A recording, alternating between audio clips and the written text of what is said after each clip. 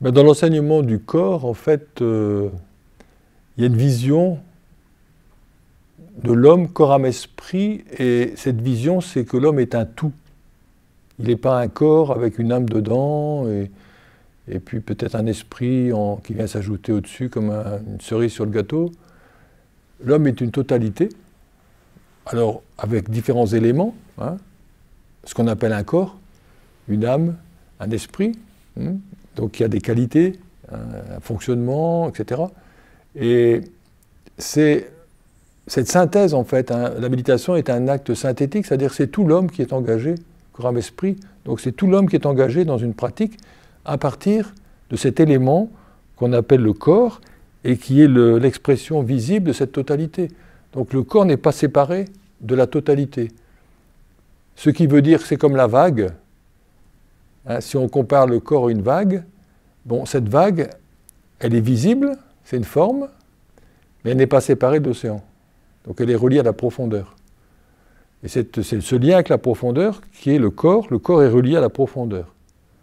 Donc si je reviens à mon corps, c'est comme si je reviens à la vague, et si j'entre dans la sensation de cette vague, et si je pénètre dans cette vague, en même temps je pénètre dans la profondeur de l'océan. Je suis relié à la profondeur.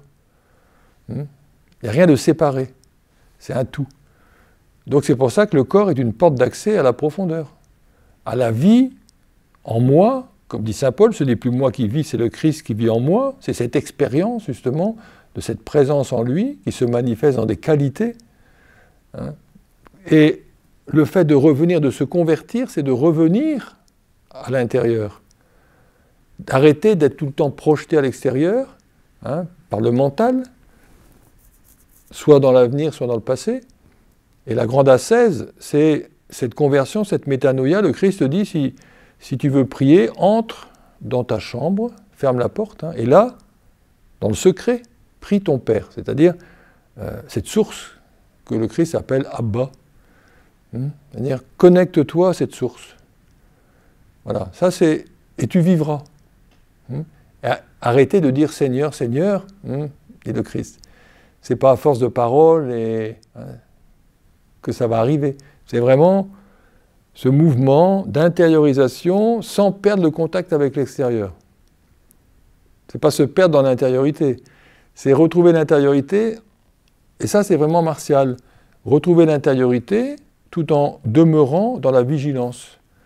C'est pour ça qu'en méditation, comme on pratique nous ici la méditation, comme disait Durkheim, dans le style zen, il est important d'avoir les yeux ouverts et de maintenir la posture, parce que la posture, le corps, il a des lois, hein, et je crée les conditions par la posture pour cette ouverture du corps, qui est souvent très refermée chez nous.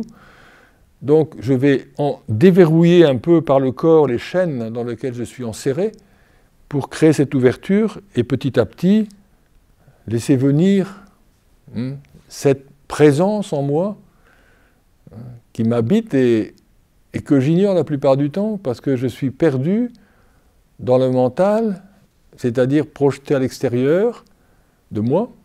Et le Christ, il dit, là sont les pleurs et les claquements de dents.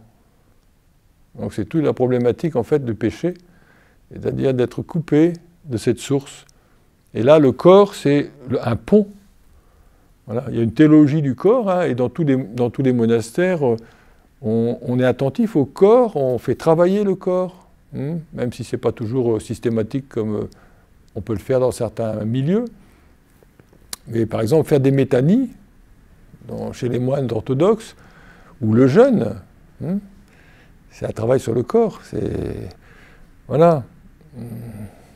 Tout ça, ça implique de mettre le corps à sa place et puis d'en faire un moyen d'ouverture. Parce que si le corps est fermé, tout l'être est fermé. Et quand on commence à s'ouvrir un peu à la vie, alors ça se passe dans le corps.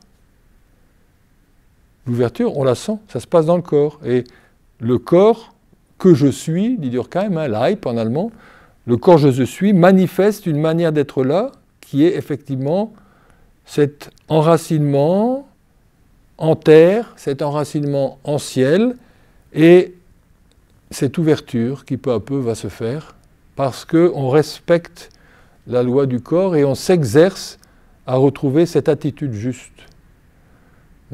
qui est une sorte de clé qui va ouvrir petit à petit l'accès à l'intériorité. D'où l'importance du corps.